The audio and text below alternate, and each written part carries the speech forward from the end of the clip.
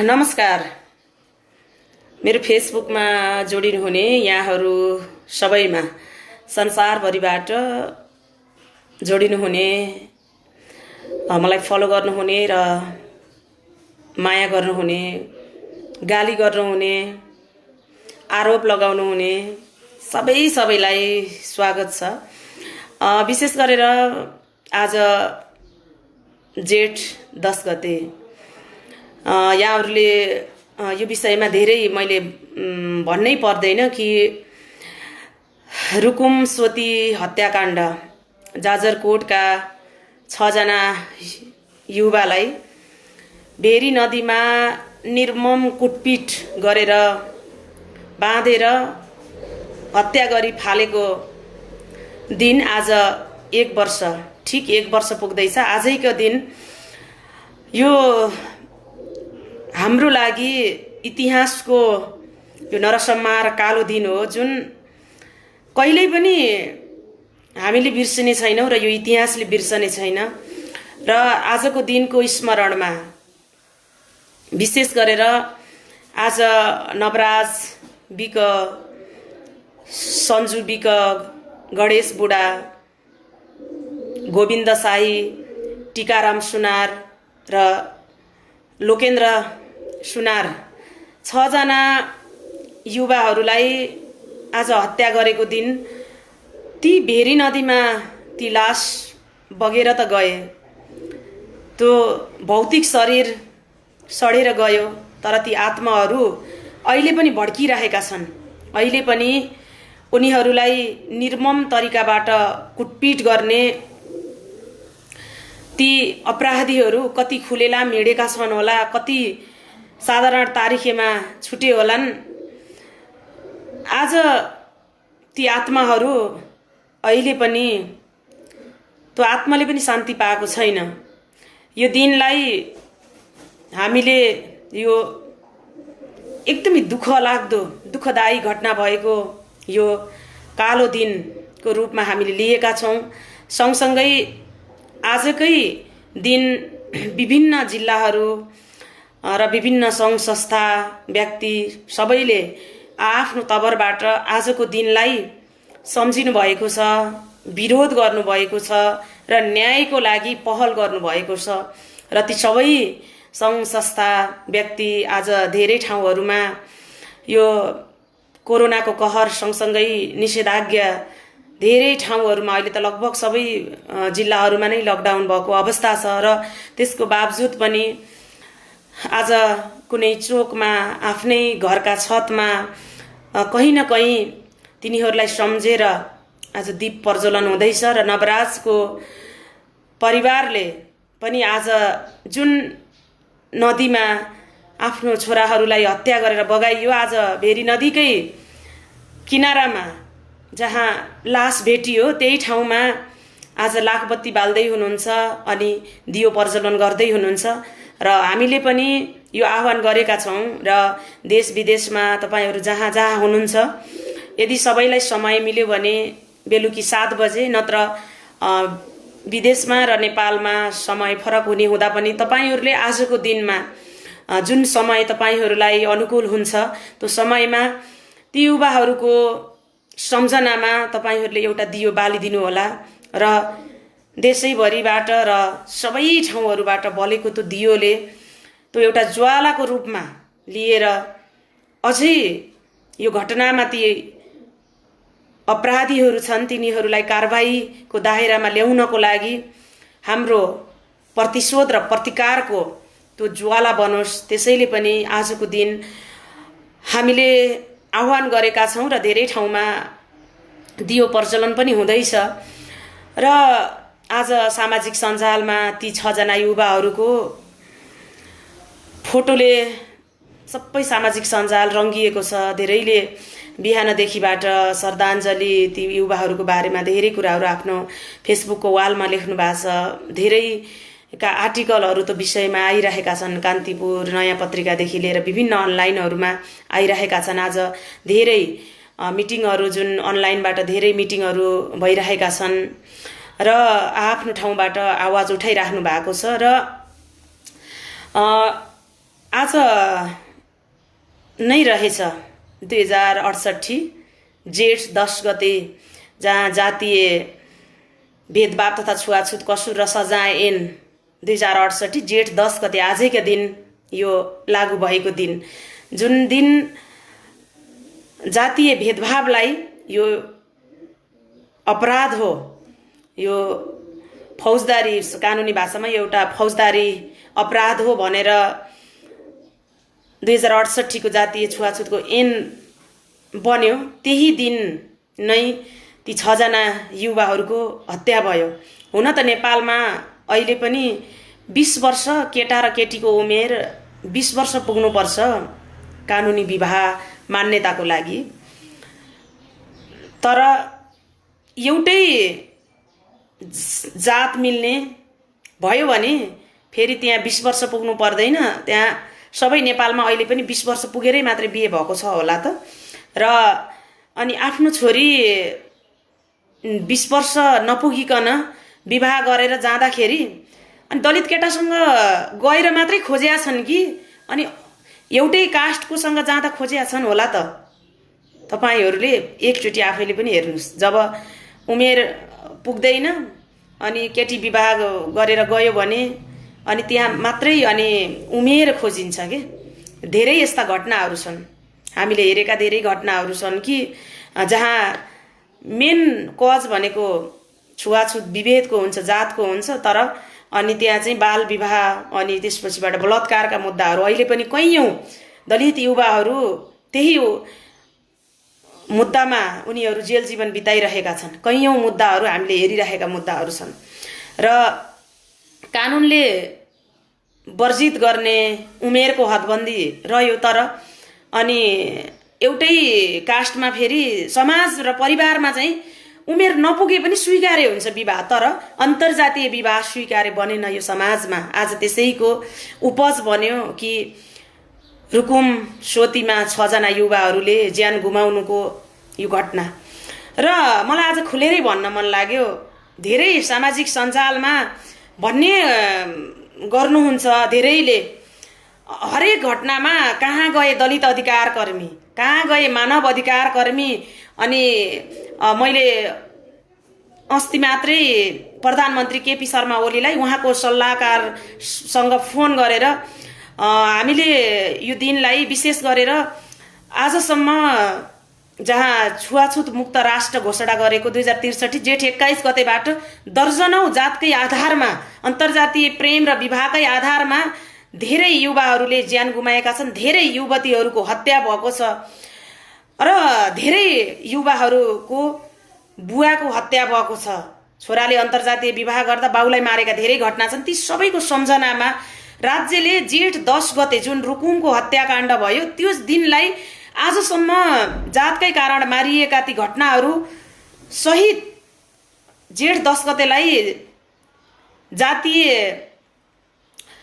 एउटा यो नाम दिएर हामीले विभेद विरुद्धको राष्ट्रिय दिवस घोषणा गरोस् र यो बाँकी रहेका यी घटनाहरूमा राज्यको चाहिँ कारबाहीको लागि गम्भीर ध्यान आकर्षण होस् भनेर ज्ञापन पत्र हामीले लिएर आउँछौँ भन्दा उहाँले अहिले भेट्न मिल्दैन, मलाई व्हाट्सएप गरिदिनु भन्नुभयो र मैले उहाँको व्हाट्सएपमा चाहिँ मैले त्यो विज्ञप्ति पठाएँ अनि उहाँसँग कुरा पनि भयो र अझै पनि लागेको छ कि आज सम्माननीय प्रधानमन्त्रीज्यूले आज देशको यो नरसंहार घटना भएको आजको दिन जहाँ हामीले उहाँलाई आज अवगत गराइसकेका छौँ, सायद उहाँले बिर्सिनु भयो होला तर हामीले बिर्सेका छैनौँ र अवगत गराइसकेका छौँ। यो दिनलाई राज्यले सम्झिनुपर्छ, आजको दिनलाई स्मरण गर्नुपर्छ।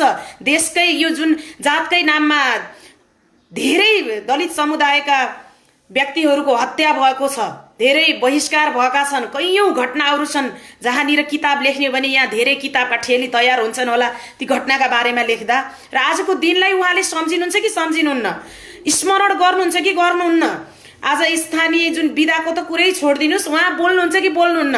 हामीले गर्नुपर्ने काम, हामीले झकझक्याउनु पर्ने काम, हामीले थाहा दिनुपर्ने काममा हामी चुकेका छैनौँ र हामी हेर्न बाँकी छ कि एउटा कुनै समुदायको एउटा चाड पर्वमा कुनै अन्य कुनै विषयमा यहाँ चाहिँ शुभकामनाका विज्ञप्तिहरू उहाँहरूका हरेक कुराहरू आउँछ। राज्यले विभिन्न विषयहरूमा चाहिँ सम्बोधन गर्छ, तर यो घटना र दलित समुदायका यी मुद्दाहरूमा राज्यले सम्बोधन गर्छ कि गर्दैन? र हरेक दिवसहरू मनाइन्छ कि त्यो दिवस मनाउनुको पनि किनकि यसै जातकै नाममा हुने घटनाहरूलाई रोक्नको लागि हो र त्यो राज्य जिम्मेवार हुनको लागि हो, राज्यको ध्यान आकर्षक गराउनको लागि हो, हामीले कुनै खुसियालीको लागि होइन। फेरि पनि मैले यो अवगत गराउन चाहन्छु।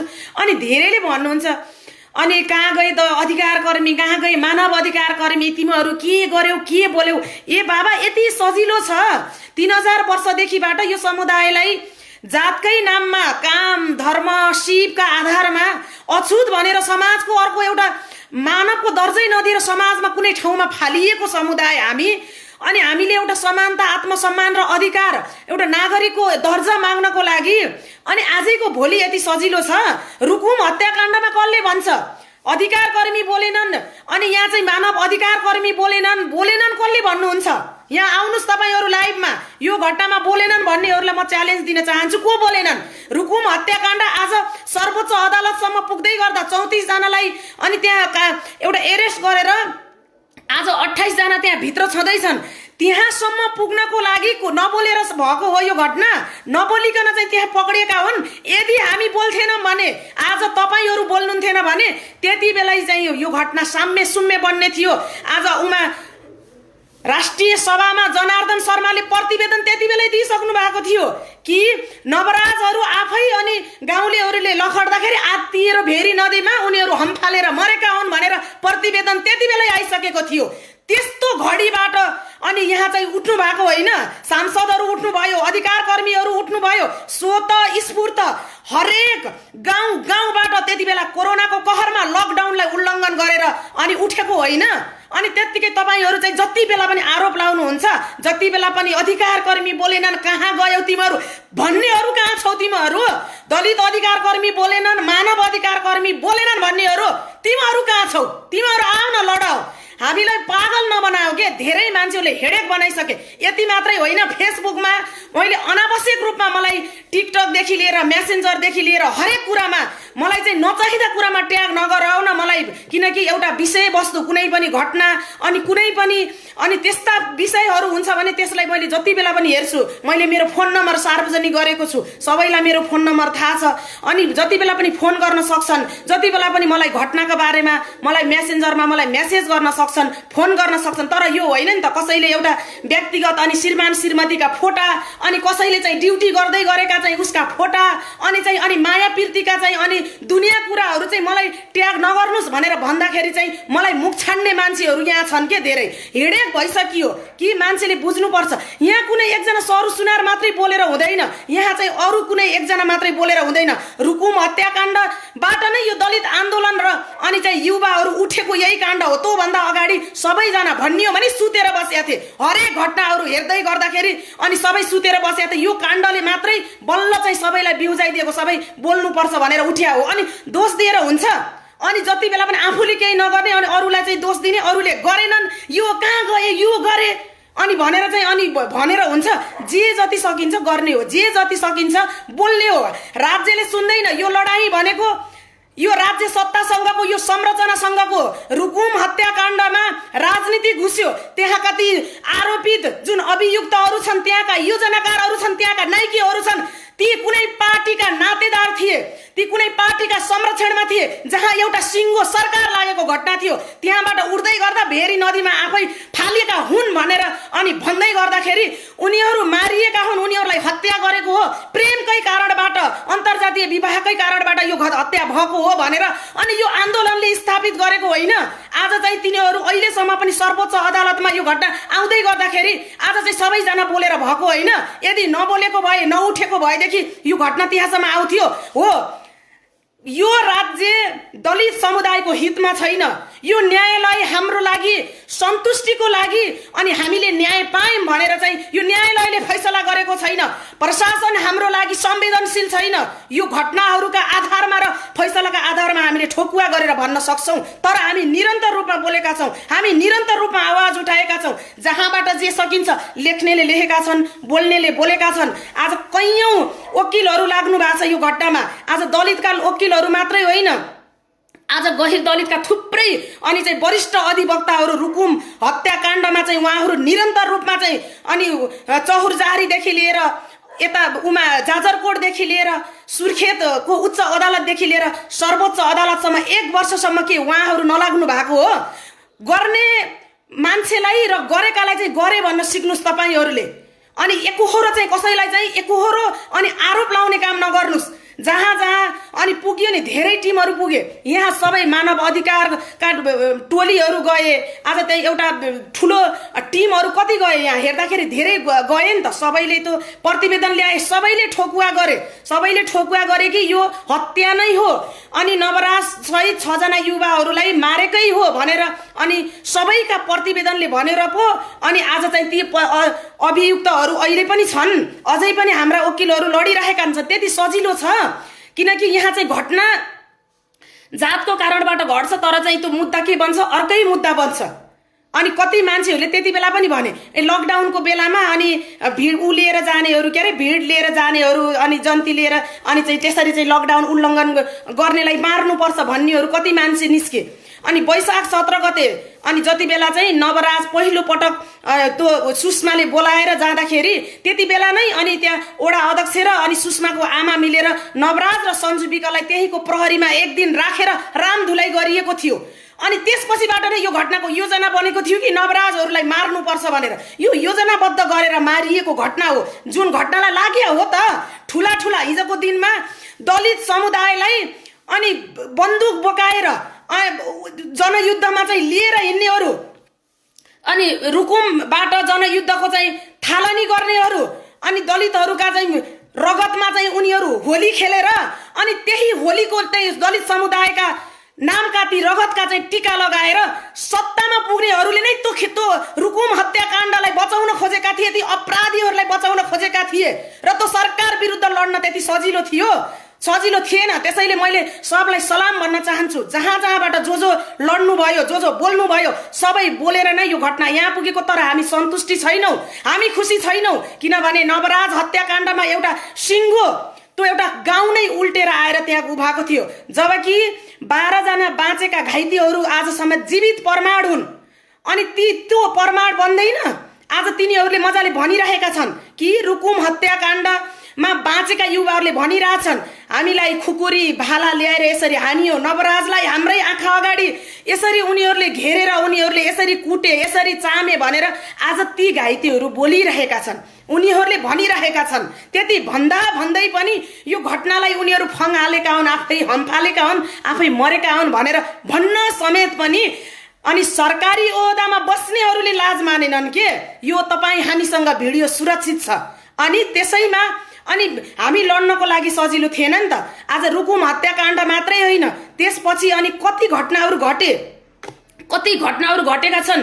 आज यही झापामा अस्ति भर्खरकै घटना हो, जहाँ बलबहादुर विश्वकर्मालाई अनि उहाँ झापाको सुरुङ्गा भन्दा अलिकता माथि अनि टोक्रामा टेक्रामा अनि त्यहाँ चाहिँ 1-2 वर्ष अगाडि उसको श्रीमतीलाई त दलित भएर धेरै बोल्छेस् भनेर सार्वजनिक अनि बाटोमा बाँधेर मलमूत्र खुवाएर कुटेको थियो मोहन घिमिरेले।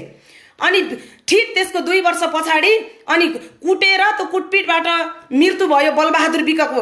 अनि 1 महिना पुरा नहुँदै 50,000 धरौटीमा छुट्यो, जहाँ कि कसैको ज्यान गएको छ। अनि त्यो ज्यान त्यस्तो कसुर मुद्दामा समेत 50,000 धरौटीमा अपराधी छुट्यो नि त। अनि हामी त्यो मुद्दामा पनि लागेका छौँ, एउटा मात्रै मुद्दा होइन। तर म के भन्छु भने कसैसँग रिसराब नगरौँ, कसैलाई तैँले यो गरिस् यो गरिनस् त यहाँ आइनस् त यो चाहिँ तपाईँहरू नभन्नुहोस्। हामी एक भएर आवाज उठाउँ र उठाएरै आजसम्म हरेक मुद्दाहरू केही नभए पनि आज ती हरेक मुद्दामा हामी खबरदारी, यो राज्यलाई खबरदारी गर्न सकेका छौँ, यो कानुनलाई खबरदारी गर्न सकेका छौँ। कि यी घटनाहरू यसरी घटेका हुन्, हामीले न्याय पाउनुपर्छ भनेर हामी बोल्न सकेका छौँ नि त, हामीले बोल्न हिम्मत गरेका छौँ नि त। त्यसैले आउनुहोस् न, हामी चाहिँ आज यस्ता आवाजहरूलाई हामी एक ठाउँमा ल्याउँ। आज कतिसम्मको पीडा छ जहाँनिर संविधान घोषणा भइसकेपछि काभ्रेको अजित मिजार, जहाँ एकजना ब्राह्मण थरको केटीलाई विवाह गर्दाखेरि कुटी कुटी चाहिँ मारेर धादिङको गजुरीमा त्यो लास झुन्ड्याइएको थियो। हेर्नुहोस् त, राज्यले 10 लाख रुपियाँ परिवारलाई क्षतिपूर्ति दियो, तर त्यही घटनाका अपराधी अनि सामान्य धरौटीमा अनि 25,000 कि 28,000 धरौटीमा अनि ती आरोपित अभियुक्तहरू छुटे। 5 वर्षदेखि काठमाडौँको टिचिङ अस्पतालमा अन्तर्जातीय प्रेम गरेको कारण दलित युवाले ज्यान गुमाउनु पर्यो। 5 वर्षदेखि काठमाडौँको टिचिङ अस्पतालमा बरफसँगै सडेर बसेको छ, पानी चुहिएको छ त्यो लासबाट। त्यो लास अहिलेसम्म त्यत्तिकै छ। त्यो पीडा बोकेर हामी हिँडेका छौँ के, त्यसै हामी चिच्याइन्न, त्यसै हामी कराइन्न, त्यसै हामी रोइन्न, त्यसै हाम्रो रगत उम्लिँदैन। र फेरि पनि मैले भन्छु कि राज्य संवेदनशील हुन जरुरी छ। छुवाछुत मुक्त राष्ट्र घोषणा गरेर हुन्छ? छुवाछुत मुक्त राष्ट्र घोषणा बोलेर अनि चाहिँ कागजमा लेखेर मात्रै हुन्छ? आज कहीँ ठाउँमा हेर्ने हो भने प्लास्टिक रहित एरिया, दिसा पिसाब मुक्त क्षेत्र भनेर भनिन्छ। कहीँ देख्नु भएको छ तपाईँहरूले जातीय विभेद गर्नेलाई चाहिँ कारबाही हुन्छ, यो एउटा सामाजिक अपराध हो भनेर कहीँ लेखेको देख्नु भएको छ? कहीँनिर चाहिँ होर्डिङ बोर्डहरू देख्नु भएको छ? भोट चाहिने बेलामा अनि सबैका दलितका नाम भोट जति पनि चल्छन्, तर त फेरि त्यही घटना घट्यो भने फेरि हाम्रै विरुद्धमा लाग्ने थुप्रै यहाँ चाहिँ नेताहरू छन्। हामीले गाली तिनीहरूलाई गर्ने हो।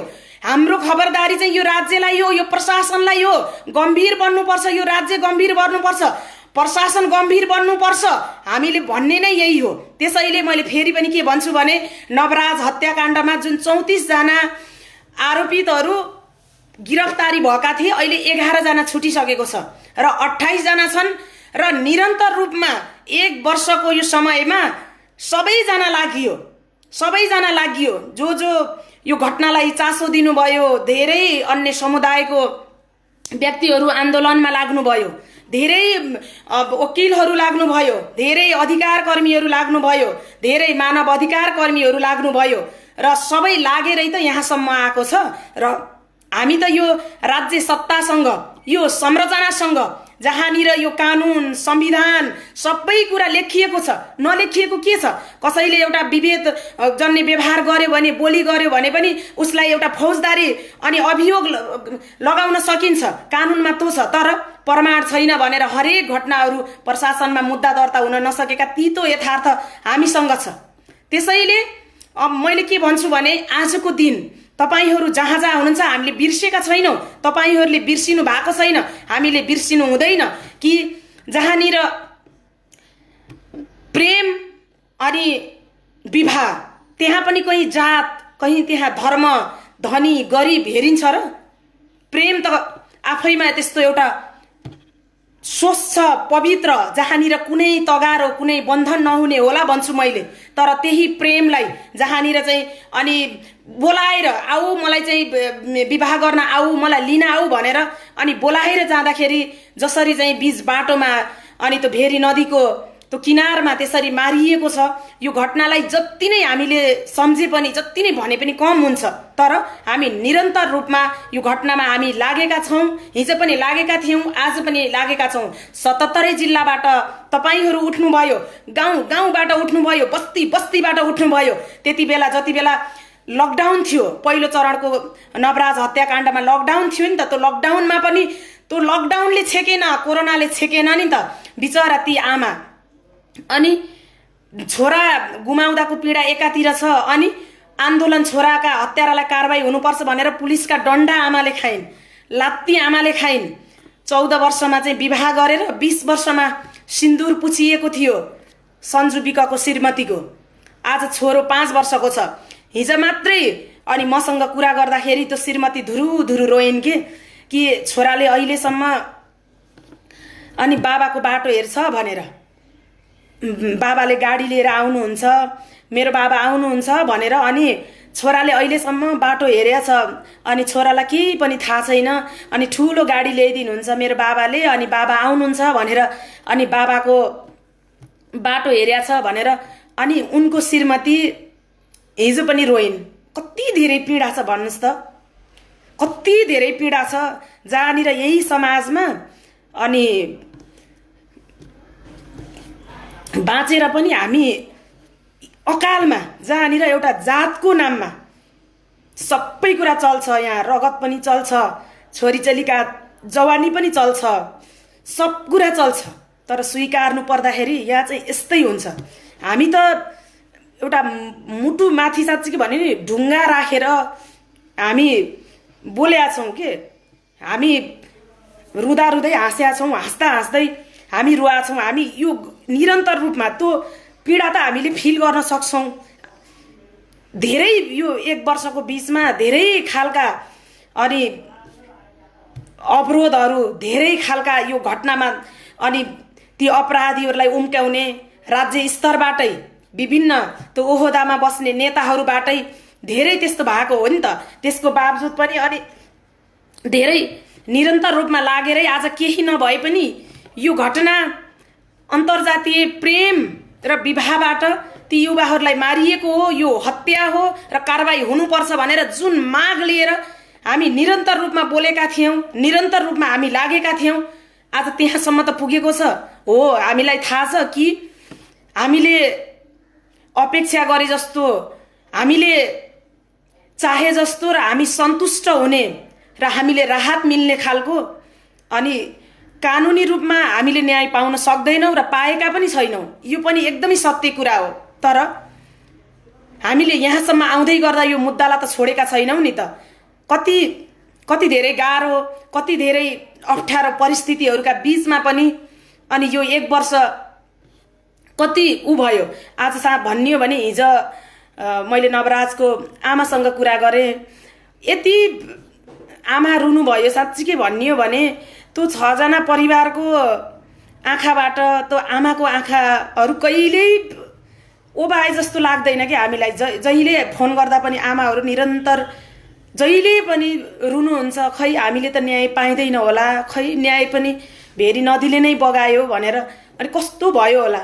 सायद मैले एउटा कुरा के भन्छु भने यति उमेरै नपुगेर मात्रै अनि यो घटना अनि घटेको हो भने जाजरकोट अनि रुकुममा प्राय त्यो घटना त्यो विवाहहरू हेर्दाखेरि एकदमै त्यो सानो उमेरमा हुने रहेछ कि। त्यहाँ जस्तो टिकाराम सुनारको श्रीमतीको 15 वर्षमा विवाह भएको, सन्जु विकको श्रीमतीको 14 वर्षमा विवाह भएको, अनि त्यही अर्को जुन उ छ के अरे यो सुषमा मल्लको भाउजूको पनि सानै उमेरमा र अन्य धेरै सानो उमेरमा विवाह। त्यहाँनिर एउटा जनचेतना पनि फैल्याउनु पर्छ कि अनि यति सानो उमेरमा विवाह गर्नु हुँदैन, कानुनी कुराहरू अनि चाहिँ त्यो सानो उमेरमा विवाह गर्दाका बेफाइदाहरूका त्यो जनचेतना पुर्याउन आवश्यक छ। तर मैले जोड्न खोजेको के भने अनि अरूलाई त चल्दो रहेछ त, अनि सानो उमेरमा विवाह चल्दो रहेछ त, तर फेरि किन फेरि एउटा दलित केटासँग जब चाहिँ आफ्ना छोरीहरू जब प्रेम गर्छन्, विवाह गर्छन्, त्यहाँनिर चाहिँ कहाँबाट अनि सानो आउँछ कि उमेरको कुरा आउँछ। मैले यही नै हो जोड्न खोजेको। र फेरि पनि मैले के भन्छु भने यो घटना एकदमै दुःखदायी घटना हो, जहाँनिर यो कहिल्यै पनि हामीले कहिल्यै बिर्सिने पनि छैनौँ र यो राज्यले हामीले बिर्सिन पनि दिने छैनौँ। राज्यले यो दिवस मनाओस् नमनाओस्, आजको दिनलाई सम्झियोस् नसम्झियोस्, तर एक दिन हामी बाध्य बनाउने छौँ। आज त नमनाओस् न, आज त यो राज्यले सम्बोधन नगरोस्, यो सरकारले आजको दिनलाई सम्बोधन नगरोस्, आज प्रधानमन्त्रीज्यूले नबोल्नुहोस्, आज राष्ट्रपतिज्यू नबोल्नुहोस्, तपाईहरू बोल्नुहुन्न, तर कुनै दिन अर्को साल कुनै न कुनै दिन हामी बोल्न बाध्य बनाउनेछौँ।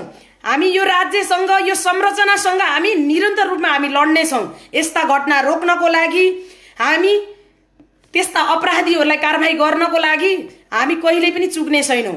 अनि मैले आज विशेष गरेर यो दिन एकदमै यो दुःख लाग्दो यो दिन हो। जसरी भेरी नदीमा ती लासहरू चाहिँ बगे, आज ती आमाका आँखाबाट त्यसरी नै त्यो नदी जस्तै त्यो आँसुहरू बगिरहेका छन्। ती बिचरा ती श्रीमतीहरू त्यस्तो सानो उमेरमा सानो सानो बच्चा लिएर आज ती बच्चाहरू बिचरा ती बच्चाहरूलाई थाहा छैन कि यो समाजमा अनि एउटा प्रेम गर्दा जहाँ जातको कारणबाट अनि आफ्ना बाउको हत्या भयो, उनीहरूको बाँच्न पाउने अधिकार पनि भएन यो समाजमा भन्ने कुरा ती बच्चाहरूलाई के थाहा छ र? अनि ती अबोध बच्चाहरू अनि अहिले पनि त्यो बाउको बाटो हेरेर बसेका छन्। मेरो बाबाले गाडी ल्याइदिनुहुन्छ, मेरो बाबा आउनुहुन्छ भनेर अरू कसैलाई देख्यो भने पनि बाबा आउनुभयो भनेर अनि त्यो बच्चाहरू हेरेका छन्। सायद फेरि पनि यो कानुनले, फेरि पनि यो राज्यले ती अबोध बच्चाका बाउहरूलाई जसरी त्यो हत्याराहरू जसरी उम्केका छन्, फेरि त्यो हत्याराहरूलाई कारबाही नगरेर उम्कायो भने यो कानुन, यो संविधानलाई कसैले पनि माफ गर्ने छैन। साँच्चीकै भन्ने हो भने धेरै पीडादायी घटना हो कि सोच्दाखेरि, जसले त एउटा महसुस गर्न सक्छ नि साँच्चीकै भन्दा कस्तो देशमा हामी, कस्तो देशमा, एउटै देशमा पनि हामी कस्तो अनागरिक एउटा मान्छेकै दर्जा नपाएर हामी बसेका छौँ, साँच्चीकै बाँचेका छौँ। माया त आफ्नो देशको धेरै माया लाग्छ नि त हामीलाई, तर कस्तो देशमै